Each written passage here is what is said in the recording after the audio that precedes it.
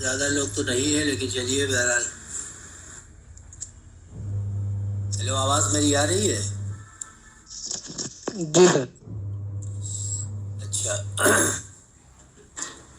تو اس دن آپ کو مطلب وہ جو بنیادی حروف ابجد ہیں ان کے اعداد آپ نے لکھ لیے تھے، لیکن اس دن جو آپ لکھے وہ ظاہر عربی حروف تہجی کے حساب سے ہے، اور بنیاد وہی عربی حروف تہجی وہی اس میں بنایا گیا ہے اس فن میں، تاریخ گوئی کے فن میں. اب اس پہ ایک بات جو اس دن آئی تھی اس کے تعلق سے بس وہ اور بتا دوں آپ کو کہ ظاہر اردو یا فارسی میں بھی ظاہر خوب تاریخیں کہی گئی ہیں. تو فارسی میں عربی سے زیادہ حروف ہیں، اور پھر اردو میں فارسی اور عربی سے زیادہ حروف ہیں. تو ان کا عدد کیسے طے کرتے ہیں، اس کا یہ ہے کہ آپ چاہے تو جو آپ نے لکھا ہے، جو نوٹ بک میں اس نے لکھا تھا اسی میں آپ لکھ لیجئے کہ بے کے بعد پے کا حرف جو ہے وہ ظاہر عربی میں نہیں ہے، فارسی میں ہے، فارسی میں بھی ہے، اردو میں بھی ہے. تو پے کے حرف کو کیا بول رہے ہیں افتخار صاحب؟ کچھ کہا آپ نے؟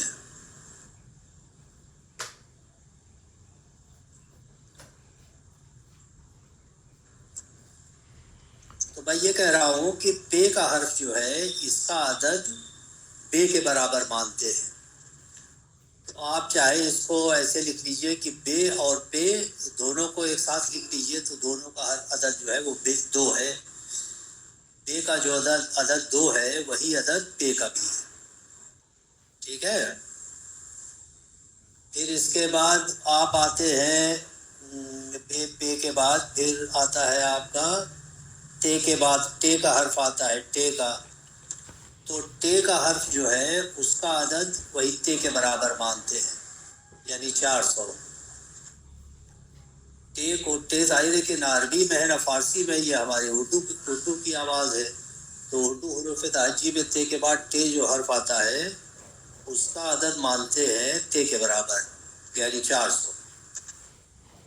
اور پھر یہ ہو گیا الف بے پے تے ٹے، اور پھر سے جیم چھ. اچھا، چھ کا حرف جو ہے وہی جیم کے برابر مانتے ہیں. تو چھ کا حرف چھ کا عدد جو ہے وہ بھی وہی ہوگا 3 جو جیم کا ہے.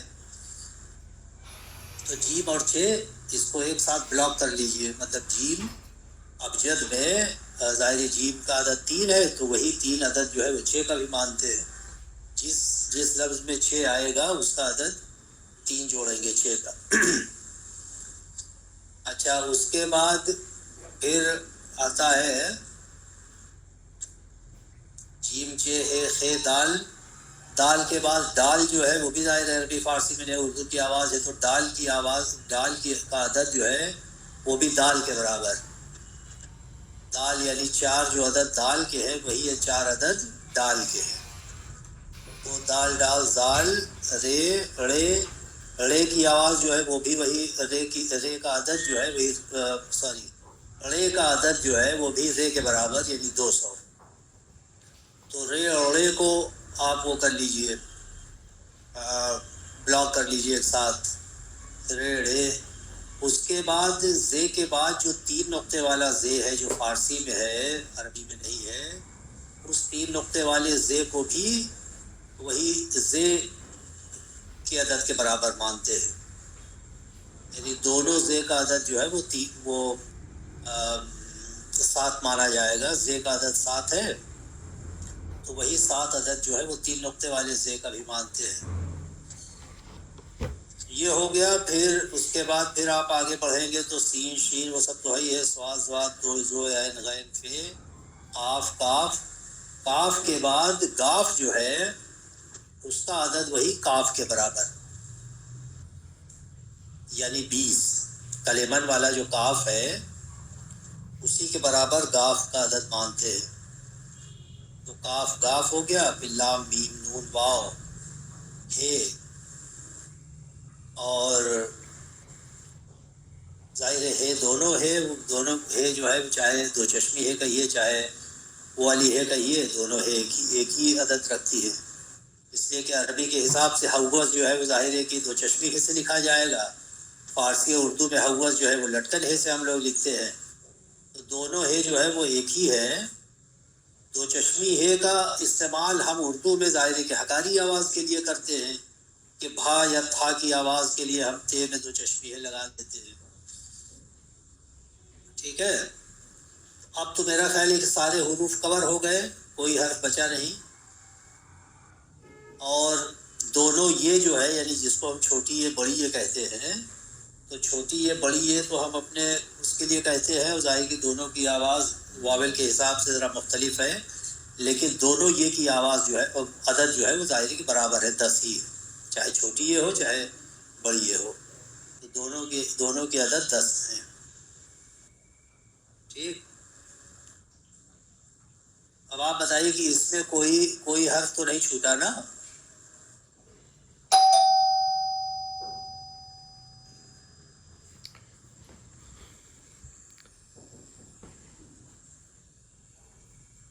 سر حمزہ کے لیے الف یوز کریں گے یا جی؟ نہیں, حمزہ کا معاملہ یہ ہے کہ اصل میں حمزہ اور مد, ہاں, یہ دو چیزیں ایسی ہیں کہ ان کے بارے میں مطلب ایک طرح سے پہلی بات تو یہ کہ حمزہ جو ہے عربی میں حمزہ الگ سے کوئی چیز نہیں ہے. آپ جانتے ہیں کہ عربی حروف تہجی میں الف کو ہی حمزہ کہا جاتا ہے. مدرسے سے جو لوگ ہوں گے مدرسے سے وابستہ وہ سب جانتے ہیں کہ وہاں الف کا نام ہی ہے الف حمزہ. تو حمزہ جو ہے وہ الگ سے کوئی حرف نہیں ہے, وہ تو گویا الف ہی ہے. تو لیکن اب اس میں ایک یہ ہے معاملہ کہ کچھ الفاظ ایسے ہوتے ہیں کہ ان کے بیچ مان لیجیے حمزہ آ رہا ہے, تو اس حمزہ کے عدد کو وہ کبھی کبھی ایک عدد جوڑتے ہیں کبھی نہیں جوڑتے, مطلب دونوں اس میں وہ ہے. اسی طرح سے الف کے اوپر اگر مد لگا ہوا ہے, یعنی لفظ جیسے آپ ہے یا آج ہے, اب اس میں یہ ہے کہ صاحب الف جو ہے وہ تو دو الف کی آواز دیتا ہے مد کی وجہ سے, تو کیا الف کو دو الف جوڑا جائے, یعنی دو ایک ایک کر کے دو جوڑیں مد کو؟ ایسا نہیں کرتے, بلکہ الف مد کو بھی ایک ہی الف جوڑتے. اور اس کی وجہ یہ ہے, ایک تاریخ گوئی کے فن کی ایک بڑی بنیادی بات ہے, وہ آپ بالکل اپنے دل و دماغ میں نقش کر لیجئے, بہت پکا بہت بنیادی اصول ہے. وہ یہ ہے کہ تاریخ میں یعنی تاریخ گوئی میں مکتوبی حروف کا شمار کیا جاتا ہے, مکتوبی حروف کا اعتبار کیا جاتا ہے. بات سمجھ رہے ہیں؟ مکتوبی یعنی لکھی ہوئی شکل, یعنی وہ حروف جو لکھے گئے. بلکہ تاریخ گوئی کے فن میں اور عروض کے فن میں, فن عروض جو ہے یعنی جو اوزان والا جو پورا علم ہے, ان دونوں فنوں میں ایک بہت بنیادی جو فرق ہے, امتیاز ہے, وہ اسی بنا پر ہے کہ عروض میں مکتوبی حروف کا اعتبار نہیں ہوتا بلکہ ملفوظی حروف کا اعتبار ہوتا ہے. یعنی جن حروف کی آواز ہم نکالتے ہیں ان کو شمار کیا جاتا ہے وزن کو متعین کرنے کے لیے.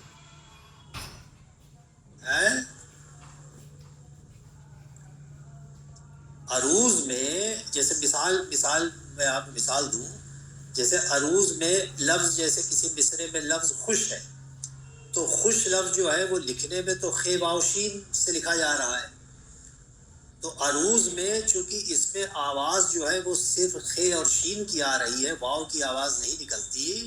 لکھنے میں صرف ہم واو لکھ رہے ہیں, لیکن بولنے میں ہم صرف خے اور شین بولتے ہیں, خے شین پیش کی آواز بول رہے ہیں.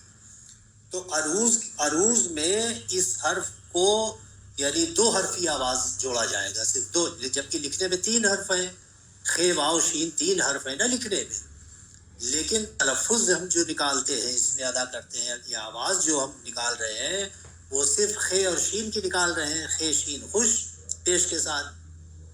اس لیے عروض میں اس لفظ خوش جو ہے اس کے 2 ہی حرف جوڑے جائیں گے, خے اور شین, وزن کے لحاظ سے. ٹھیک. لیکن تاریخ گوئی کے فن میں اگر یہ لفظ کسی مصرے میں آئے یا اس لفظ کا عدد آپ سے کہا جائے کہ بھائی اس لفظ کا عدد بتائیے تاریخ کے حساب سے، یعنی حساب ابجد کے لحاظ سے اس کا عدد کتنا ہے، تو اس میں خے واو شین تینوں کا عدد جوڑا جائے گا، کیونکہ یہ تینوں حرف، اس میں واو بھی مکتوبی ہے، خے بھی مکتوبی ہے، واو بھی اور شین تینوں مکتوبی ہے. ٹھیک ہے، یہ بات واضح ہوئی؟ جی سر. سر ایک چیز پوچھنا چاہ رہے تھے. ہاں سر جو حروف مرکب ہیں ان کے لیے کون سے عدد ہوں گے؟ مرکب حروف جو ہیں، مثلاً جیسے پھا ہے، پے اور ہے سے مل کے حرف بنا ہے، ہاں اور ہے. اس کو مرکب کیوں کہہ رہے ہیں؟ اس کو تو وہی کہیے، وہ ہائے مخلوط کہتے ہیں ہم لوگ، اس کو حکاری آواز کہتے ہیں. تو ہاں بالکل صحیح، ابھی بالکل ٹھیک پوچھا آپ نے. تو اس میں دیکھیے بات وہی ہے کہ بھا، پھا، تھا، ٹھا، جھا، چھا، یہ جتنے بھی، یعنی ان سب کے ساتھ ہم کیا کرتے ہیں کہ ایسپریٹڈ ساؤنڈ نکالنے کے لیے ہم اس میں دو چشمی ہے لگا دیتے ہیں اپنی زبان کے، ہماری زبان میں جو اس کا طریقہ بنایا گیا. ظاہر ہے کہ یہ فارسی میں نہیں ہے، عربی میں بھی نہیں ہے، فارسی میں بھی نہیں ہے. یہ معاملہ جو ہے صرف اردو کے ساتھ ہے. تو اردو میں ہم نے یہ کیا کہ بھائی بھا کی ساؤنڈ جو ہے وہ ظاہر ہے کہ ہندوستان کی اب بہت ہی پرانی آواز ہے، اور ہماری اردو جو ہے ظاہر ہے کہ بلکہ جتنے ہندوستانی الاصل الفاظ ہیں اردو میں، وہ سب میں زیادہ تر بہت سی جگہوں پر یہ آوازیں آ رہی ہیں، بھا بھا تھا. تو اب اردو میں جب یہ زبان لکھی جا رہی ہوگی، جب شروعات ہوئی ہوگی اس کو لکھنے کی، تو اس وقت یہ ہوا کہ صاحب اس کو کیسے ظاہر کیا جائے. تو اس کو لوگوں نے یہ کیا کہ صاحب اس حرف کے ساتھ جس کی وہ ایسپریٹڈ آواز ہے، جس حرف کی بنیادی، جس حرف کی، اس میں ہے جوڑ دیا جائے، ہے جوڑ کر کے آواز نکال لی جائے. تو پرانی املا میں مطلب اس کا انتظام نہیں تھا کہ دو چشمی ہے لگا، بلکہ پرانی املا میں جیسا میں نے کہا کہ دو چشمی ہے اور لٹکن ہے، تو ایک ہی ہے کہ دو طرح سے لکھی جانے والی شکلیں ہیں. یعنی عربی میں اس کو دو چشمی ہے لکھتے ہیں، فارسی میں جو ہے، فارسی میں دو چشمی ہے بھی لکھتے ہیں اور لٹکن ہے بھی لگا دیتے ہیں، بلکہ دو چشمی ہے فارسی میں بھی زیادہ ہی استعمال کرتے ہیں. لیکن فارسی میں جو دو چشمی استعمال کرتے ہیں وہ ایسپریٹڈ کے لیے نہیں کرتے. جیسے ہم لوگ کہیں گے، اگر ہم لوگ لکھیں گے مان لیجئے کہ شہر، تو شہر ہم اردو میں لٹکن ہے سے لکھتے ہیں. فارسی والا جو ہے وہ شہر لکھے گا تو شین اور دو چشمی ہے اور رے لکھے گا، اس کو وہ شہر پڑھے گا. ٹھیک ہے جی. یا ہم لوگ جہر لکھیں گے تو جے یعنی اعلان کے معنی میں جہر، تو وہ ہم لوگ لکھیں گے جیم اور لٹکن ہے اور رے. فارسی والا جو ہے وہ جیم اور دو چشمی ہے لکھے گا تو اس کو وہ جہر پڑھے گا. ہم لوگ اگر دو چشمی ہے سے لکھیں تو ہم لوگ تو اس کو جھر پڑھ لیں گے، جھر، کیونکہ ہمارے یہاں دو چشمی ہے جیم کے ساتھ جب لگتا ہے تو وہ حکاری آواز بن جاتی ہے. تو خیر، تو اس میں بنیادی بات یہ ہے کہ دو چشمی ہے اور لٹکن والی ہے یہ ایک ہی ہے جس کو لکھنے کی دو صورتیں ہیں الگ الگ. ٹھیک ہے. اب جیسا میں نے کہا کہ ابجد کے حروف میں حوض والا جو ہے اس کو عربی والے جب اس حوض کو لکھیں گے تو دو چشمی ہے سے لکھیں گے. بات میری سمجھ رہے ہیں نا؟ جی. یعنی گویا ہماری عربی اور فارسی اور اردو کے حروف تہجی میں تینوں کو ہم ملا لیتے ہیں تو ہے جو ہے وہ دو قسم کی ہے کی آواز ہے. ایک تو ہے وہ والی ہے، جیم چہ والی ہے جس کو ہم لوگ چھوٹے بچوں کو بڑی ہے کہہ کے بتاتے ہیں، بڑی ہے، جبکہ ظاہر ہے کہ عربی حساب سے اس کی آواز ذرا مختلف ہے. اور دوسری ہے جو ہے اس کو چھوٹی ہے کہتے ہیں ہم. تو چھوٹی ہے کو ہم حروف تہجی میں کبھی وہ گول بنا کے لکھتے ہیں اور اسی کے لیے ہم ایک دو چشمی بھی لکھ دیتے ہیں. اس لیے آپ نے دیکھا ہوگا کہ ایک ہی خانے میں دو چشمی ہے اور گول والی ہے دونوں لکھ دیتے ہیں، کیونکہ دو الگ الگ حرف نہیں ہیں، دونوں ایک ہی ہیں، صرف ان کو لکھنے کی دو صورتیں ہیں لکھنے کی. تو میں یہ کہہ رہا ہوں کہ ہم لوگ اردو میں حوض جو لکھتے ہیں تو لٹکن ہے سے لکھتے ہیں، لیکن عربی میں حوض لکھیں گے تو عربی میں لٹکن ہے کا کوئی تصور ہی نہیں ہے ان کے املا میں، عربی املا میں. تو وہاں وہ لوگ دو چشمی ہے سے لکھیں گے. اب جو بات آپ کی آئی کہ جو مرکب حروف، اس کو مرکب حروف نہ کہیے تو بلکہ مخلوط التلفظ، جس کو مخلوط کہتے ہیں آواز، اس کو بلکہ حقاری کہتے ہیں. تو بے پے یہ دونوں کو پھینک کے پھڑ کے لا دی. تو بے پے تے، اب اس میں ذرا یہ تو بہت لاجیکل بات ہے کہ جب ہم نے لکھا بھر، بے دو چشمی ہے اور رے بھر، تو بھر لکھتے ہوئے ہم کتنی یعنی آپ ذرا غور کیجئے کہ عروضی لحاظ سے بھر میں ہم کتنی آواز نکال رہے ہیں؟ صرف 2 آواز نکال رہے ہیں. یعنی ایک آواز نکال رہے ہیں بھا کی اور ایک را کی. تو عروضی لحاظ سے تو اس میں گویا 2 ہی حرف کی آواز بنے گی. ٹھیک جی کیونکہ بے اور 2 چشمی ہے مل کر کے ایک ہی آواز بن رہی ہے نا، بھا. تو عروضی لحاظ سے اس لفظ یعنی بھر لفظ جو ہے، اس میں عروضی لحاظ سے اس کا وزن جو قائم ہوگا وہ 2 حرفی قائم ہوگا، 2 حرف کا، یعنی ایک بھا کا اور ایک را کا. لیکن فن تاریخ گوئی کے لحاظ سے اس لفظ میں 3 حرف ہیں. جیسا میں نے کہا کہ تاریخ گوئی میں بنیادی بات جو ہے، بنیادی شرط یہ ہے کہ اس میں مکتوبی حروف کو شمار کیا جاتا ہے، مکتوبی حروف. تو ظاہر بات ہے کہ بے کے بعد 2 چشمی ہے جو ہے وہ باقاعدہ الگ سے ایک حرف ہے. کنفیوز کر دیا مجھے یار. بات واضح ہوئی؟ جی یس سر. تو اس میں یعنی بھر کا وزن جو ہے وہ اس طرح، وزن کہہ رہا ہوں سوری، بھر کا عدد جو ہے وہ اس طرح طے ہوگا کہ بے کا 2 اور ہے 2 چشمی ہے یا ہے کا جی 5، 5 2 7 اور رے کا 200. تو بھر لفظ کا عدد بنے گا 207، جی 207. ٹھیک. جی اور کوئی بات؟ اب آپ ذرا اس میں کچھ اور بھی، اس میں کچھ اصول اور تھوڑا بڑی دلچسپ اس میں وہ ہیں صورتیں، پھر کچھ آپ کو تاریخ میں مثالیں بھی دوں گا. اور کچھ اس میں پوچھنا ہو جتنا آج بتایا میں نے. اور ایک بات، اگر 1-2 منٹ ہو تو ایک اور دلچسپ بات ہے وہ آپ کو بتا دوں. جی جی بتائیے. جی سر. جی سر بتائیے. جی سر بتا دیں سر. وہ ہے ایک تالا ہوتا ہے، تالا، لاک. اس تالے کو قفل ابجد کہتے ہیں. قفل ابجد، قفل ابجد دراصل اس تالے کو کہتے ہیں. جیسے آج کل تو ہم لوگ یہاں ہمارے زمانے میں بہت سے لاک جو ہیں وہ نمبر لاک ہوتے ہیں نا، اس کو بلکہ نمبر لاک کہتے ہی ہیں، کہ جس میں نمبر کو آپ سیٹ کر کے وہی نمبر سب ترتیب سے ملا دیجئے تو تالا کھل جاتا ہے، اور نمبر کی ترتیب جو سیٹ ہے اس ترتیب کو بدل دیجئے تو تالا جو ہے بند رہتا ہے، نہیں کھلتا. تو اس کو نمبر لاک کہتے ہیں. پرانے زمانے میں اس طرح کے تالے جو ہیں جو بناتے تھے تو اس میں نمبر کے بجائے یہ حروف سے، نمبر کی جگہ پہ حروف کا استعمال کرتے تھے. سمجھ رہے ہیں؟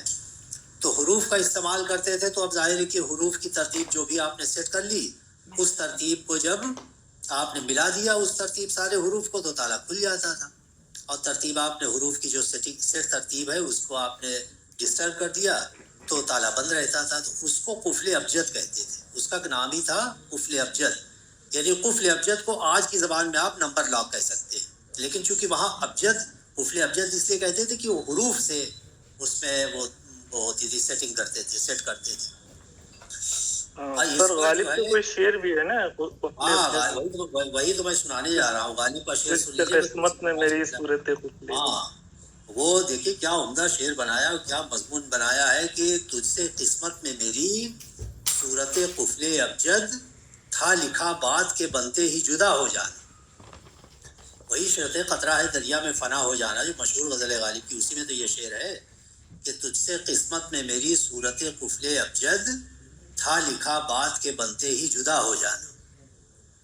یعنی عاشق جو ہے وہ یہ کہہ رہا ہے کہ معشوق سے کہہ رہا ہے کہ بھائی ہماری قسمت کچھ ایسی تھی کہ ظاہر ہے تم سے جو وہ ہے ہجر اور پریشانی، مصیبت سے دوری اور ناکامی، لیکن بس کیا بتائیں وہ تھوڑا بہت حالات سازگار ہوتے ہوئے جیسے ہی حالات سازگار ہوئے کہ اب تو تم سے قربت ہو جائے گی، وصل ہو جائے گا، یا ہماری قسمت جو ہے وہ بالکل ہو جائے گی، کامیابی مل جائے گی، لیکن جیسے ہی بس حالات سازگار ہوئے ویسے پھر ہم لوگ الگ ہو گئے، پھر تم مجھ سے یعنی خفا ہو گئے یا بیزار ہو گئے، جو بھی ہوا، یا موت ہمیں آ گئی ہے، بالکل الگ ہو گئے، جدا ہو گئے۔ اس کی مثال وہ یہ دے رہا ہے، دیکھیے کہ قفل ابجد میں، ظاہر قفل ابجد میں جیسے ہی حروف جو ہیں وہ جب ترتیب ان کی جو آپ نے سیٹ کر رکھی ہے، جیسے ہی ترتیب ان کی آپ نے ملائی، تو اس کو کہہ رہا ہے بات کے بننے سے تشبیہ دے رہا ہے کہ جیسی بات بنی تو جیسی ترتیب حروف کی جو سیٹ ترتیب ہے، جیسی آپ ملاتے ہیں ویسی تالا کی کنڈی جو ہے اس کا وہ جو ہے الگ ہو جاتا ہے، تالے کا کھلنا جو ہے اس کا الگ ہو جانا۔ تو تالے کا کھلنا جو ہے یعنی اس کا جدا ہو جانا نا، اس کی کنڈی جو اس میں جب تک لاک ہے تو کنڈی الگ نہیں ہے تالے کی، لیکن جیسے ہی تالا کھلتا ہے تو کنڈی الگ ہو جاتی، جدا ہو جاتی ہے۔ تو کنڈی کا جدا ہونا کس پر منحصر ہوا؟ یعنی حروف کی اس سے ترتیب میں آنے سے، اور حروف کی اس ترتیب کا آنا جو ہے اس کو تعبیر کر رہا ہے کس سے؟ بات کے بننے سے، کہ تھا لکھا بات کے بنتے ہی جدا ہو جانا، یعنی جیسے ہی بات بنی، یعنی جیسے ہی تھوڑا سا حالات کچھ سازگار ہوئے یا دونوں میں تمہاری طرف سے کچھ لطف اور مہربانی ظاہر ہونے لگی، اور مجھے لگا کہ بس اب بالکل اب تم مجھ سے قریب ہونے والے ہو یا ہم قریب ہونے والے ہیں، بس نصیب ہونے والا ہے، جو بھی آپ کہیں، تو تجھ سے قسمت، اور ظاہر ہے کہ اس کو وہ کہہ رہا ہے کہ اتنی بڑی ٹریجڈی ہے کہ بالکل وہی جیسے وہی بات ہوئی کہ جیسے آدمی کہتے ہیں کہ ارے ان کا کہ کوئی بالکل سفینہ کنارے پہ آ لگے، کنارے پہنچتے پہنچتے سفینہ ڈوب جائے، یا جیسے قائم کا وہ شعر ہے نا کہ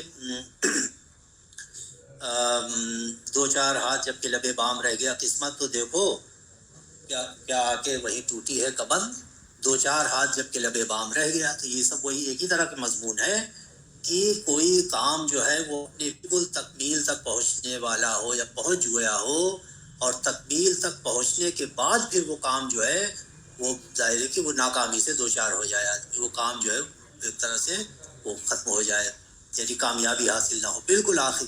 تو یہاں وہی مضمون یہاں غالب نے اپنے خاص انداز سے قفل ابجد کا استعمال کر کے کیا زبردست کہ حروف کا ترتیب پانا برابر ہے بات کے بننے سے، اور کتنا عمدہ یہ کتنی عمدہ تعبیر ہے اس کا تشبیہ یا استعارہ آپ کہیں کہ جیسی ترتیب میں سارے حروف جو سیٹ ہے جیسی ترتیب میں آئے تو ویسی گویا بات بن گئی، لیکن جیسی بات بنی ویسی تالا کھل گیا۔ تو تالے کا کھلنا یعنی اس کی کنڈی کا جدا ہو جانا، الگ ہو جانا، اور جدا ہو جانا تو اس جدا ہونے کو پھر اپنے کو معشوق سے جدا ہونے سے تعبیر کر رہا ہے کہ تجھ سے قسمت میں میری صورت قفل ابجد، یہاں صورت طرح کے معنی میں ہے نا، قفل ابجد کی طرح، یعنی میری قسمت میں تو یہ ایسا لکھا ہوا تھا کہ جیسے بات بنے بس بات بننے کے ساتھ ہی بس ہم لوگ پھر جدا ہو جائیں یا ہو گئے۔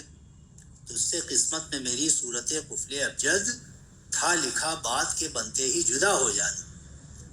واضح ہو گیا شعر؟ یس سر۔ تو اب آپ دیکھیے کہ اگر قفل ابجد نہ معلوم ہو کہ قفل ابجد کیا چیز ہے تو غالب کا یہ شعر جو ہے یہ بالکل معمہ رہے گا، اور پورے شعر کی بنیاد ہی قفل ابجد پر ہے، اس پورے جو مضمون ہے شعر کا۔ ٹھیک ہے، چلیے آج اتنا تو ہو گیا، پھر کل کلاس ہوگی، پھر آپ کی ذرا چھٹی ہے، چھٹی میں آپ کل میں کچھ اور چیزیں بتا کے پھر اگر ہوا تو کل ایک دو مثالیں بھی بہت دلچسپ ہے یہ فن۔ سب لوگ بلکہ اپنے اپنے نام کے جتنے بھی لوگ ہیں سب اپنے نام کے عدد نکال ڈالیے جوڑ کے صحیح۔ ایک کام یہ بھی ہو سکتا ہے، اب تو سارے حروف کے عدد آپ کو معلوم ہو گئے کہ ہر حرف کا کیا عدد کے اس طرح جوڑتے ہیں اور کتنا عدد ہے۔ تو جتنے لوگ ہیں اپنے ایک جو اصل نام ہے اس کا نکال لیں یا پورا نام کا نکال لیں، جوڑ کے نکالیے، دیکھیے اپنے نام کے آگے لکھ لیجیے۔ جی سر۔